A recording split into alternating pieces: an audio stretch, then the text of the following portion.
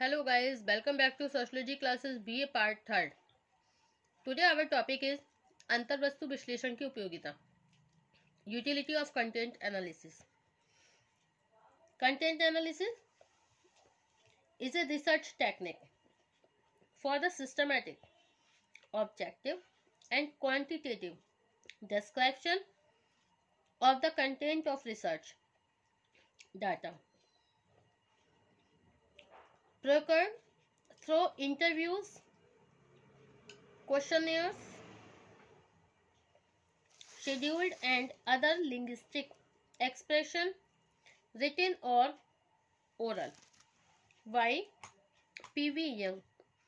PV Young के अनुसार अंतर्वस्तु विश्लेषण साक्षात्कारों, प्रश्नावली, अनुसूची तथा अन्य लिखित मौखिक अभिव्यक्तियों द्वारा प्राप्त शोध सामग्री के व्यवस्थित, वस्तुनिष्ठ एवं परिमाणात्मक वर्णन के लिए उपयोग में लाई जाने वाली एक शोध प्रविधि है. Okay.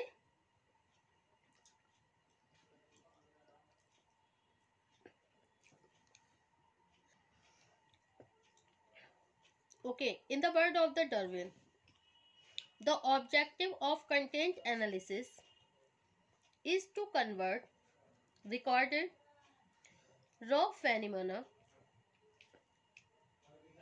into data which can be treated anciently in a scientific manner so that a body of knowledge may be built up. By Darwin. Okay.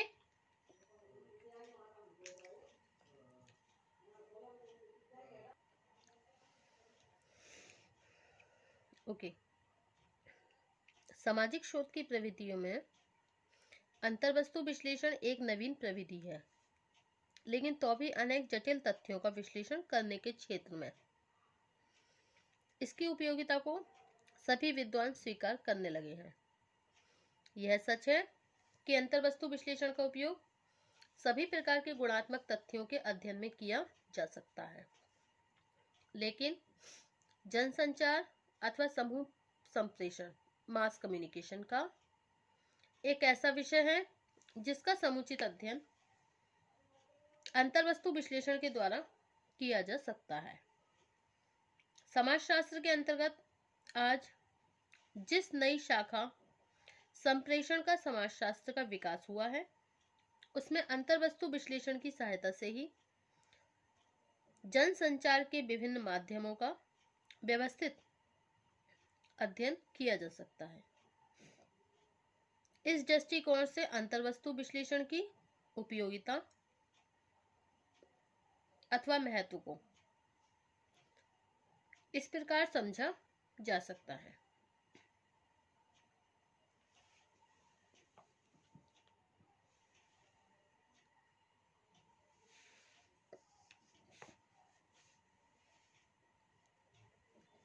Number 1 है ट्रांसफॉर्मेशन ऑफ क्वालिटेटिव फैक्ट्स.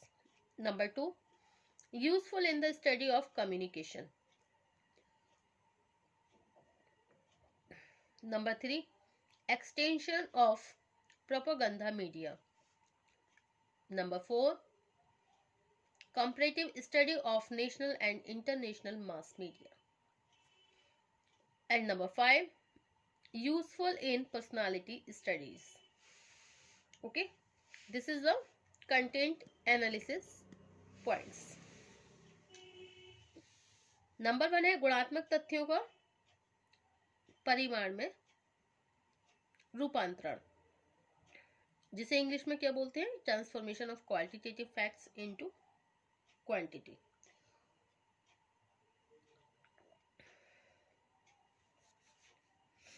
अधिकांश सामाजिक घटनाओं की प्रकृति गुणात्मक, जटिल एवं सूक्ष्म होती है. इस कारण इनका वैज्ञानिक विश्लेषण करना कभी कभी बहुत कठिन हो जाता है. अंतर्वस्तु विश्लेषण का महत्व इसी तथ्य से स्पष्ट हो जाता है कि इसके द्वारा किसी विषय से संबंधित इकाइयों का श्रेणीकरण, सारणीयन एवं मापन करके उन्हें परिमाणात्मक रूप प्रदान कर दिया जाता है। एक इकाई अथवा इकाइयां जब अपनी अमूर्तता से हटकर परिमाणात्मक रूप ग्रहण कर लेती हैं, तब उनका वस्तुनिष्ठ विश्लेषण करना भी संभव हो जाता है।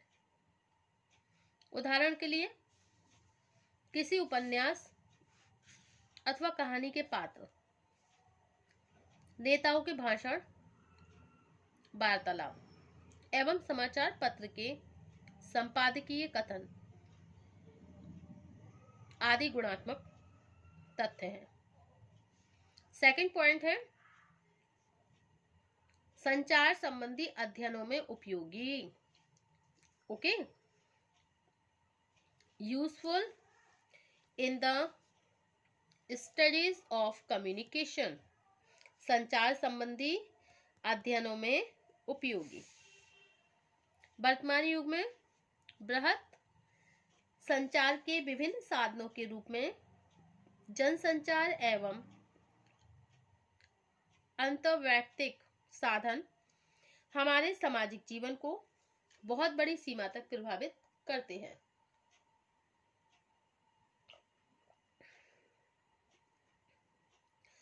संचार के इन्हीं साधनों की प्रकृति एवं प्रभाव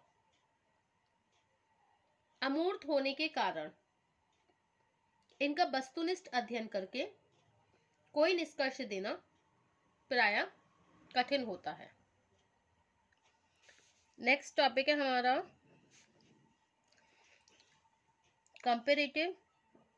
comparative study of national and international mass media. Means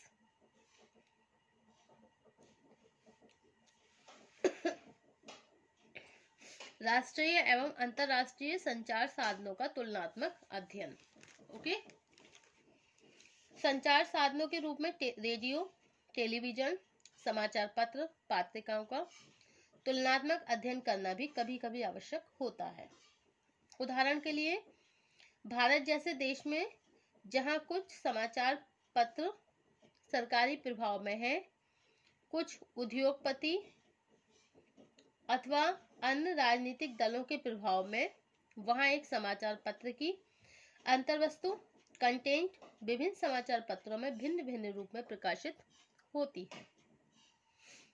okay, next point है हमारा extension of propaganda media. Okay, जिसे हिंदी में बोलते हैं प्रचार माध्यमों का विस्तार। वर्तमान युग में प्रचार का जनसंचार के अंतर्गत एक महत्वपूर्ण स्थान है। ओके, प्रचार के विभिन्न माध्यम जनसाधारण को किस रूप में, किस सीमा तक प्रभावित कर रहे हैं, ऐसे विश्लेषण के फलस्वरूप एक और प्रचार साधनों के प्रभाव का अध्ययन करके अनेक नवीन साधनों को विकसित किया जा सकता है। तो दूसरी ओर यह समझा जा सकता है कि प्रचार के कुछ विशेष साधनों को किस प्रकार अधिक प्रभावपूर्ण बनाया जा सकता है। इसका तात्पर्य यह है कि अंतर्वस्तु विश्लेषण प्रचार माध्यमों का विस्तार करने की एक उपयोगी प्रणाली है।